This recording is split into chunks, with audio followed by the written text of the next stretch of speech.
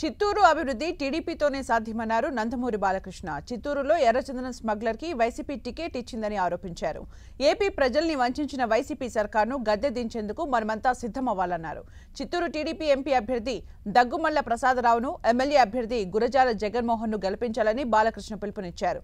ఓవైపు అనుభవం, మరోవైపు యువరక్తం కలయికతో ముందుకు వస్తున్న వీరిని ఆదరించాలని బాలకృష్ణ విజ్ఞప్తి చేశారు.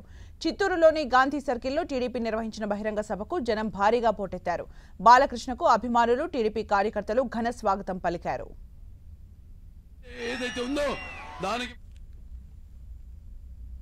అభిమానానికి, మన ఆత్మగౌరవానికి, మన సంక్షేమం కోసం, మన సంరక్షణ కోసం, మన అభివృద్ధి కోసం మనమంతా కూడా తిరిగి కుల మత భేదాలకు అతీతంగా అందరు కూడా ఒకటై మనమంతా కూడా ఈ యొక్క రాక్షస పాలన, ఈ యొక్క చీకటి పాలన ఏదైతే ఉందో, ఈ అరాచక పాలన ఏదైతే ఉందో, ఈ యొక్క రాజయుగం పాలన అయితే ఏదైతే ఉందో దానికి మనమంతా ఉద్యమించి ఇలాగే బచ్చుదైక కుటుంబంగా సారేజా అన్న నినాదంతో ఆనాడు అధికారంలోకి వచ్చి ఆ ఒక ఛాన్స్ ఏంటి, కోడి కత్తి గొడ్డలి, అలాగే మొన్న గులకరాయి,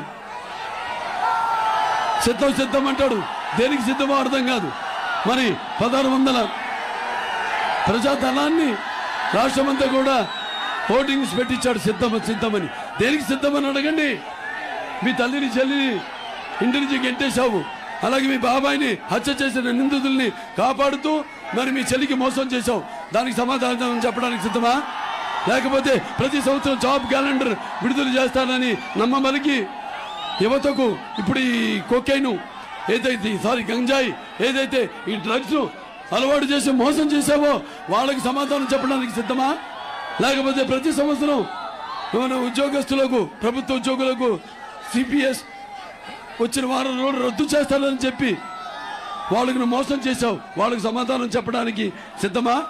లేకపోతే రాజధాని లేని రాష్ట్రంగా మన 3 రాజధానుల పేరుతో అమరావతి రైతులు వాళ్ళ చేస్తున్న ఉద్యమాలకైతేనేమి వాటికి అడ్డుకట్టలేస్తూ చట్టబద్ధంగా వాళ్ళకి ఇబ్బందులు పెడుతూ మరి ఒక పైశాచిక ఆనందం పొందుతున్న వాళ్ళకి సమాధానం చెప్పడానికి సిద్ధమా?